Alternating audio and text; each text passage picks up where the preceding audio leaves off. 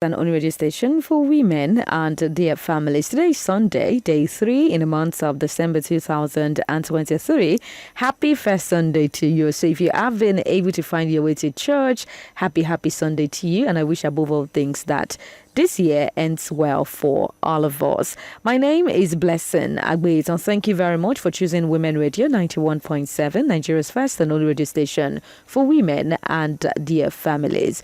Today is the day 9 of the 16 days of activism with the theme Unite, Invest to Prevent Violence Against Women and Girls. The 16 days of activism is a global campaign which started from November 25, and of course that happens to be the International Day for the Elimination of Violence Against Women, and it will end on December 10, which is the Human Rights Day. Now, this year, in commemoration of the 16 days of activism, the Women Radio 91.7 has decided to spotlight first responders who provide first-hand help and support to survivors of sexual-based violence. For you to be a part of the conversation, you can always call us on 07000 917 917. Send us a text and a WhatsApp message on 0703 175 6537. You can also send in your contributions to our social media platforms, WFM 917. Now, today is the Day 9 of the 16 days of activism, and of course, we are discussing a first responder story. Work done so far, success, challenges, way forward in ending violence against women and girls. Now, according to research, in Nigeria today, gender-based violence is a critical issue that we all have to talk about, with alarming rates of about 50 of physical and sexual violence among women aged 15 to 49. Now, according to research, it has been said that 1 in 4 girls and 1 in 10 girls, 10 boys, experience sexual violence before 18. Now, approximately 43% of girls face child marriage, exposing them to high risks. Challenges include human trafficking, female genital mutilation, and conflict-related sexual violence, notably in areas affected by the Boko Haram insurgency. Now, despite these distressing statistics, organizations persist in addressing these issues through awareness campaigns, legal reforms, and support services for survivors. Responders to gender and sexual-based violence typically include a range of professionals and organizations such as law enforcement agencies, healthcare providers, social workers, counselors, non-governmental organizations, advocacy groups, even helplines specifically dedicated to support survivors of sexual violence. Now, this responders offer various services including crisis intervention, medical assistance, legal aid, counseling, and support networks to survivors of gender and sexual-based violence. Now, today is the day 9, and our first responder for today of the 16 days of activism, a first responder story, is Victoria Ayo, Project Officer, Neighborhood Care Well Foundation. You will realize that we have been having this conversation from the first day. Today is the day 9. And so far, the responders who have joined us on the show have, they've detailed how they have been able to fight they have been able to fight sexual and gender-based violence in their own way. Some talked about their efforts, how they have been able to actually, put in place shelter for survivors of sexual and gender-based violence. So today, let's speak with Victoria Ayo. Victoria, how are you doing today? Happy Sunday to you. All right, so Victoria, I'm kind of struggling to hear you. I don't know. Hi, Victoria. Hi, I'm good, and you? Okay, good to have you on the show today. Thank you so much. Okay, so thank you very much, Victoria, for joining us on the show. I would like us to call to start the conversation this way. Let's start off with this one. So, as an organization, how would you say you have been responding to gender-based violence so far, especially in the locality where you work? We've been trying our best. It's not a one-man work. It's very big collaborations and partnerships with All right. I wouldn't know what is happening, Victoria. I'm really, really, really struggling to hear you properly. I mean, the volume is really low. I don't know if it's your end. Maybe you can check your device, maybe increase the volume or something.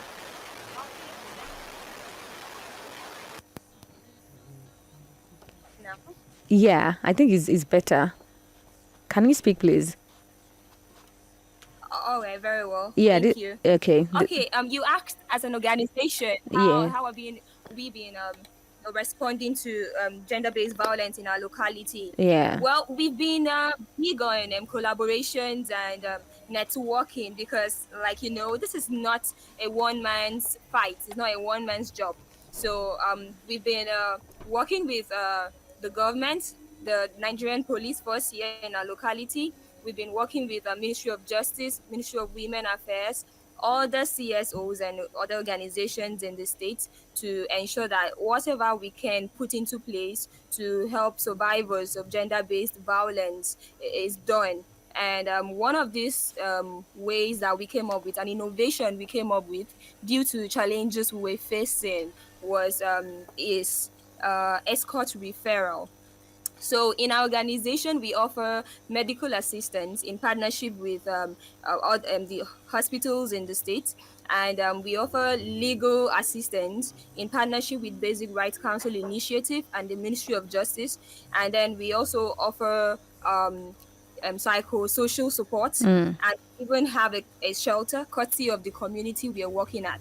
So through community engagement, we were able to the community gifted us a shelter where Now I we can. can yeah so where we can keep survivors that need to be isolated and kept safe from their partners safe during the community, and they also provided us with security and whistleblowers for cases of gender-based violence in the community. So we decided to go into escort referral because we noticed that at first instance some survivors come to us and we don't have lawyers in our organization. So like I said, Okay. we partner with Basic Rights Council Initiative to provide legal aid. So when we refer them out to Basic Rights Council or even Ministry of Justice, the tendency that sometimes there's this miscommunication or even loss of contact. But sometimes the survivor tells you the reception there was no good, one excuse or the other. But sometimes, most times, we don't get they don't get the justice they deserve, and the case just dies off in between, and we don't know who to blame. Is it our partners or is it the survivor? So we had to come up with escort referral where every survivor that steps into Neighborhood Care Well Foundation is attached to an officer. We call them case managers. Okay. They are well trained on what they should do and the response to be given to any gender-based violence case. So we attach the survivors to a case manager, and this case manager follows up the survivor. Doesn't matter if it's 2 years, if it's 3 years, it doesn't matter how long it takes. But this is your go-to person. This is the person that you relate to. This is the person that follows you to the hospital, follows you for your cases in court, follows you to any partner that you're supposed to stop and visit for any further help. And it has really helped us a lot because we've seen when we do go out, we see the way some people respond to this idea of always blaming the victim. Yes. And it comes up as an attack. So you go to the police station to report that you were molested, and the first question the police What were is you asking, wearing? what were you wearing? Why were you there by that time? Why would you even go out? And, all those. So the escort referral helps with that because our case managers are trained to respond to such situations. So we reduce the emotional attack and all the other kind of attacks on the survivor, and it has really helps us to render better services to gender-based survivors. All right. Thank you very, very much for your efforts thus far, Victoria. Now let's talk about this one. What has your experience been like in dealing with survivors of gender-based violence? What are the common perception? What are the common facts that you would like to talk about on the show today? Okay. The experience, I won't say it's palatable, not at all. Well, I mean, most times for us in the office, we need to gather ourselves together and see psychologists because what people go through, it really gets to us. Hmm. Um, but then we've seen them in different types. We've seen different types of survivors. We've seen those that come in to lie. We've seen those Hmm. that, yeah, we've seen those that come in to lie, to out of spite.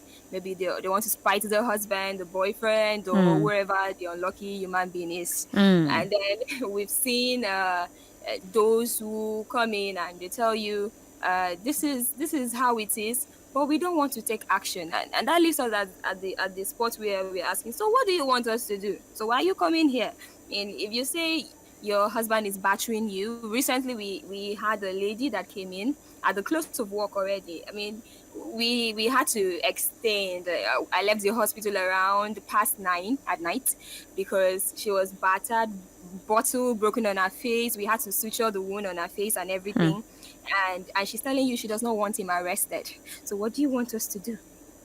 Becomes the next question. So we've seen different types of them, and more or less, the thing there is, for those survivors who are really in need of help, at that point in time they feel lost. Hmm. There's so much guilt and self blame. So that, which is why we are quite big on not having our service providers attack or push blame to any of our survivors, because so a lady that has been raped, let's say at a party or you're coming home from work, I mean, everything is questioned in your mind. At that point in time, you're asking yourself, why did I even take that route? Maybe I shouldn't have. Maybe I should have taken this other taxi, or maybe I shouldn't have gone to work that day. So many questions in your mind, and someone is coming to attack you, asking you, why did you go there? Why did you dress like that? So they are mostly emotionally imbalanced Hmm. at that point in time. And so what we do is we try to be the guide, where we allow you be narrate or write, depending on whatever it is that makes you feel comfortable, exactly what happened, what you've been through, and then we guide you on what is good for you.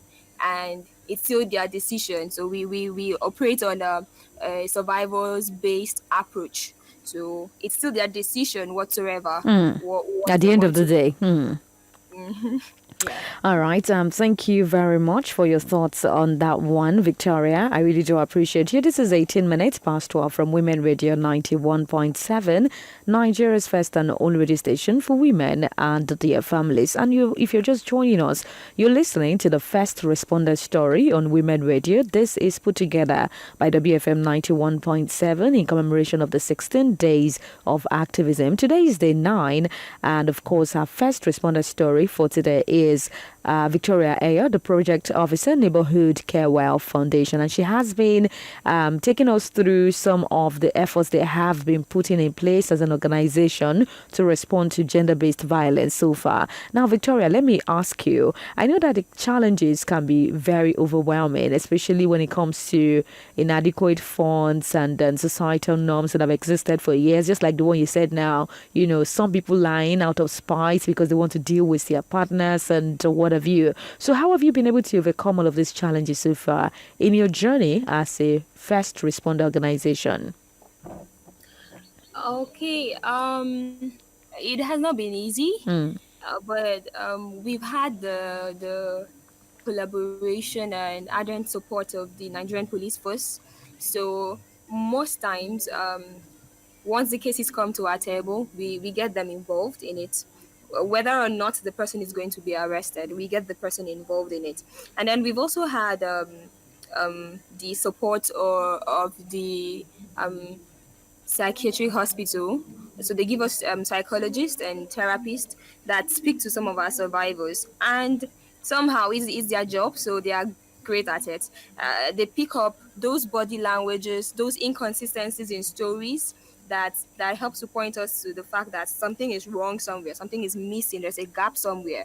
So they've really been very helpful in that aspect. And then there is always the court, where cases go to, and evidences are provided. So in at other times when we come across cases of people spiting their partners, women spiting their spouses. For some of them, they insist a lot that they don't want to go to court. They don't want to go to court. They just want this or they just want that, and then there's also the set of people that think or somehow they believe that when they come to Neighborhood Care Foundation or any other NGO that provides services like this, that they are going to be given money. So, they just cook up a story, come to you and tell you all about that. So we actually work with the Nigerian police force to do investigations on the stories gotten from the survivors, so that we don't, send an innocent person to prison, or name shame an innocent person at all. All right. Thank you very, very much for what you are doing, for the good work you're putting into this. Now, how well have you created awareness in your immediate communities and beyond on matters relating to gender-based violence? Okay. On a scale of 1 to 10, I'd say 9 plus. We've been in our budget. We have a monthly radio engagement where we actually ensure that we give, because for in a community, the community where I live, we have more people listening to the radio than TV and Okay. even mobile phones. It's quite a very secluded community. So where we're working, we are really big on the radio, because most of them have radios at home. Most of them listen to radios in taxis and in buses, at workplaces. So we do a lot of sensitization. We have banners put around at strategic points in the community, and even in the town as a whole. And we also do engagements with the Ministry of Women Affairs, State Ministry of Women Affairs, where most times we go out on rallies, sensitization, advocacies. This is all efforts put in place to ensure that people get to know what we do, and where they can report, even if it's not happening to you, it's happening in your neighborhood. You can report here. And then community engagement has been another way of creating enlightenment. So, like I said, in the community we work, the community leaders came together, recommended some young men and women that we trained as whistleblowers. So if you walk into Bayside community and you want to report a case, someone knows where to take you to, to hear to report and get the help that is needed. All right. Thank you very, very much for your thoughts on that one, Victoria. So, as an organization, would you say that you have collaborated with security agencies, other responders, and stakeholders to provide support for survivors of gender-based violence? Sorry, could you I repeat was that? I didn't get asking, you. I was asking the ways by which you have collaborated with security agencies, other responders, and stakeholders to provide support for survivors of gender-based violence. All right. Yeah, we've been doing a lot of collaboration. I mean, I started by saying that this is not a one man's work or one organization's work. We need to work together. So yes, we've been doing a lot of collaborations and interface, but it has not been without its challenges.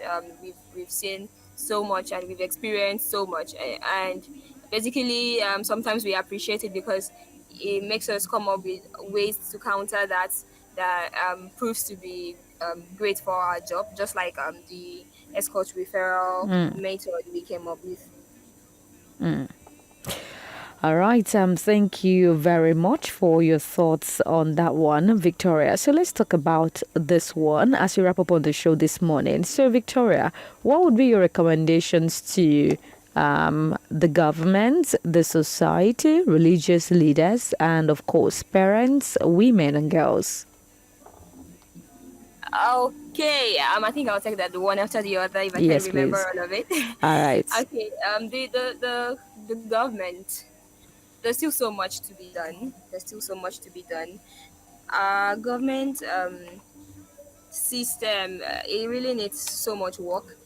We are getting there, but we won't get there by stopping halfway. So there's so much to be done. The cuts, for example, in my state, the sexual offenders register is not publicized.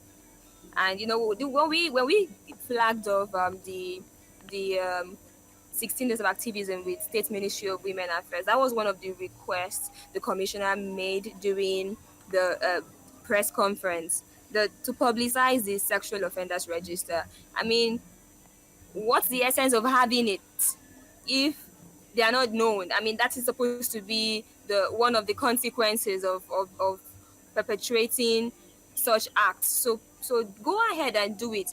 And then the dragging of sessions in court.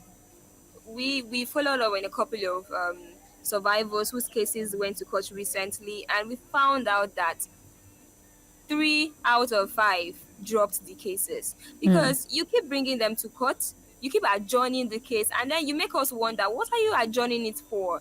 You keep bringing them to court to relive the experience. 3 years later, somebody is still reliving the experience that almost marred the person.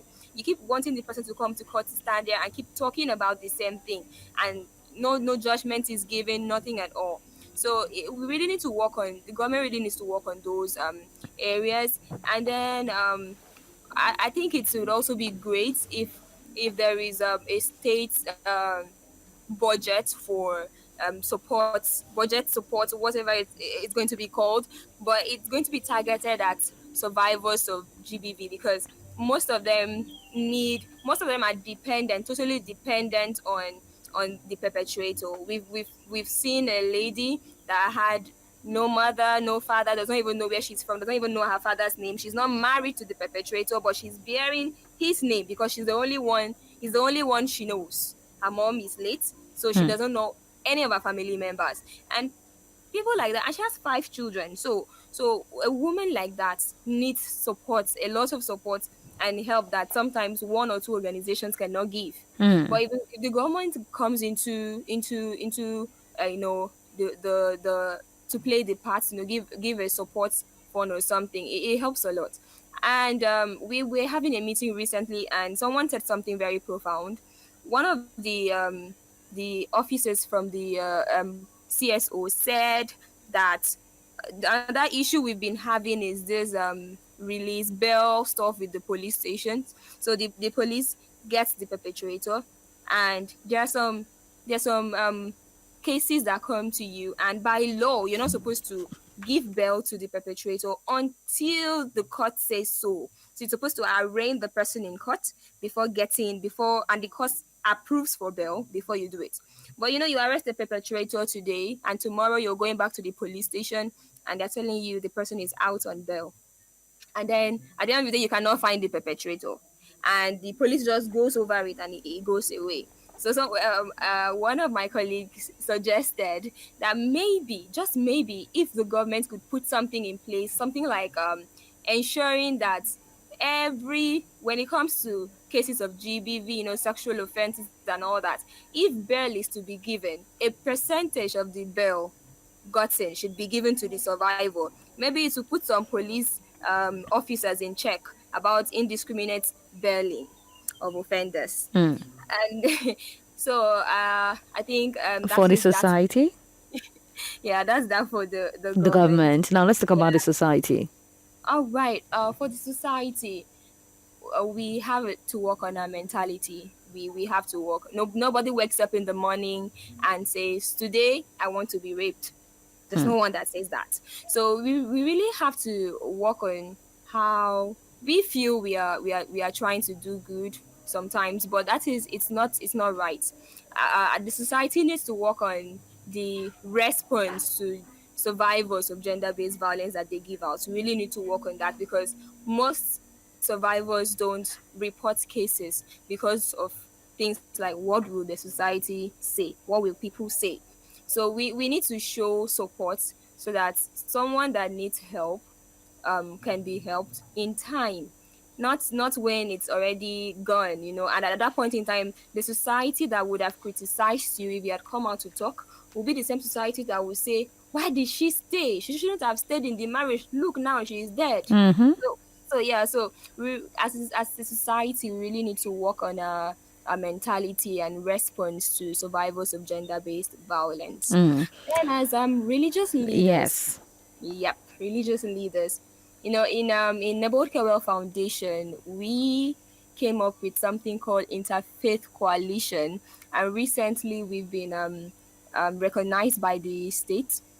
So what we do in Interfaith Coalition is that we bring in Muslim and Christian leaders, basically um, pastors, imams, and from mosques and every jurisdiction around. So we gather together, we talk about cases of gender-based violence, talk about issues surrounding it, and then we came up with a GBV guideline to streamline streamline gender-based violence messages into sermons in mosques Okay. and churches. Yeah, so what we do is we gather together, talk about what does your Quran say about battery of a woman? What Mm. does your Quran say about respect of a woman? Mm. What does your Bible say about, taking care of a woman or your children? We talk about things like that. And you'll be amazed that they come up with verses and Bible portions and Quranic verses so in depth, talking about standing against gender-based violence, standing Mm. against violence against women and Mm. girls. And that's what we've been doing. We met yesterday even, so we've been onto that. And I'd want to you know appeal to the religious leaders. They don't. If you don't want to be part of a coalition, you don't have to be. But then most of the response, most of the things our men and even women do at home is from a spiritual daddy somewhere, a papa somewhere, what they hear in church. So I think the religious leaders have a lot of responsibility in getting the right messages across, in not talking just taking the Bible, the word for word. I mean, even Timothy said, study to show yourself approved.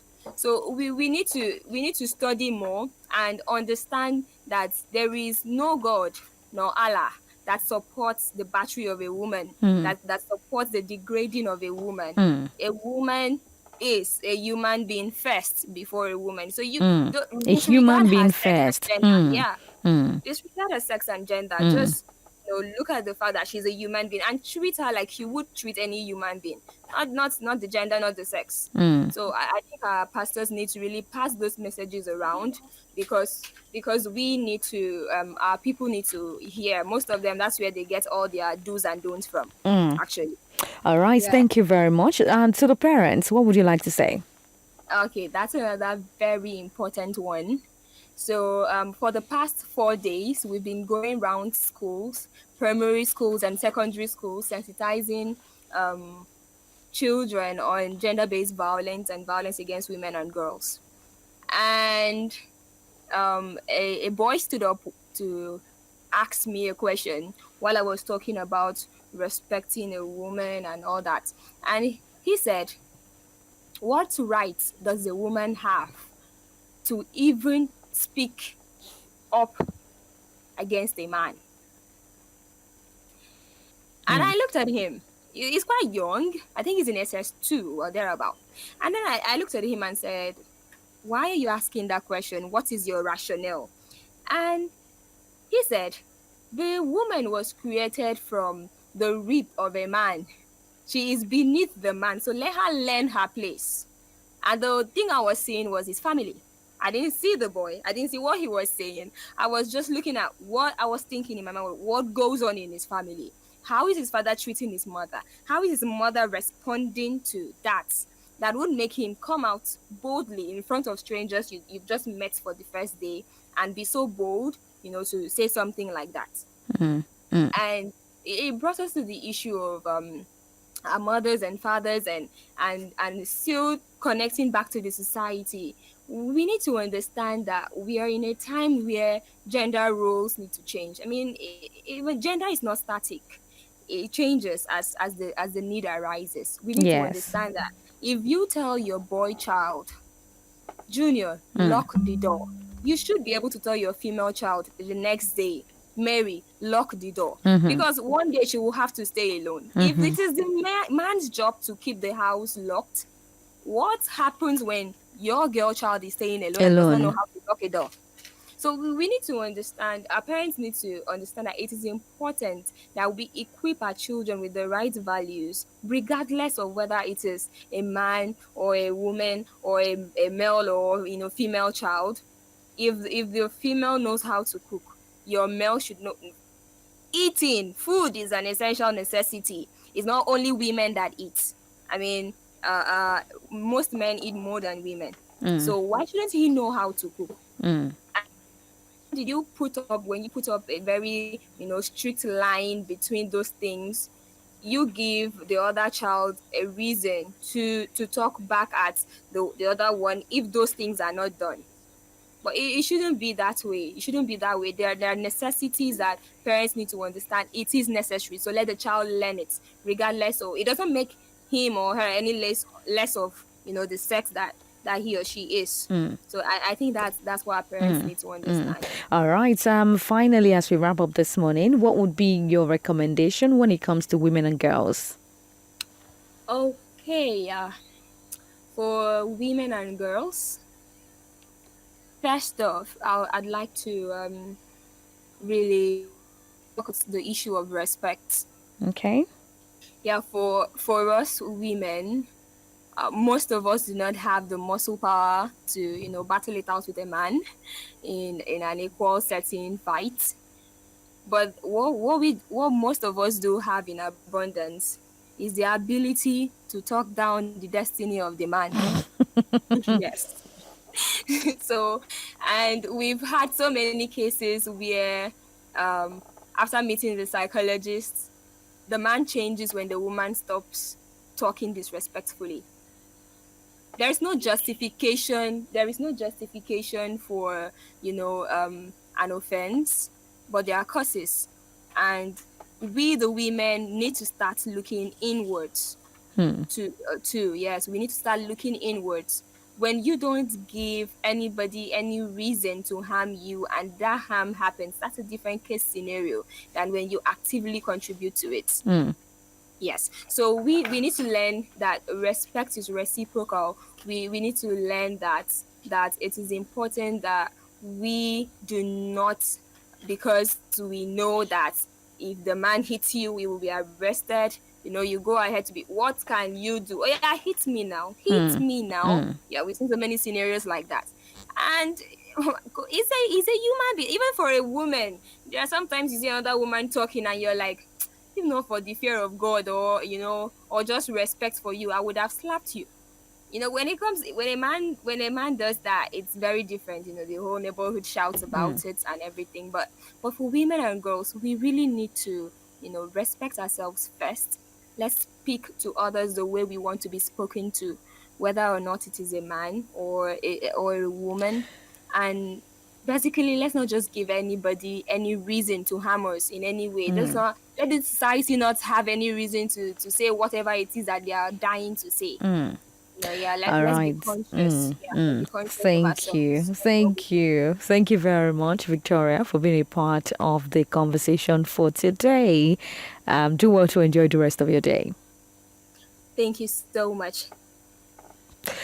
All right, so there you have it from Victoria Ayer, Project Officer, Neighborhood Care Well Foundation. Thank you for sharing your story. And of course, today, being the day 9 of the 16 days of activism, acknowledge Nigeria's gender based violence is very crucial. Despite the distressing statistics on physical violence, sexual assault, child marriage, and cultural challenges, collective efforts of organizations, professionals, and activists bring hope through awareness, legal advocacy, and vital survivor support, paving the path for a safer and fairer society. Once again, thank you very much for being a part of the conversation today.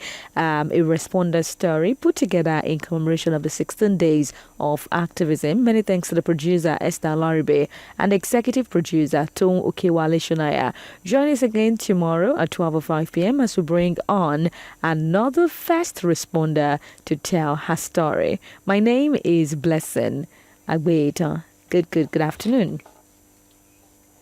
WFM 91.7.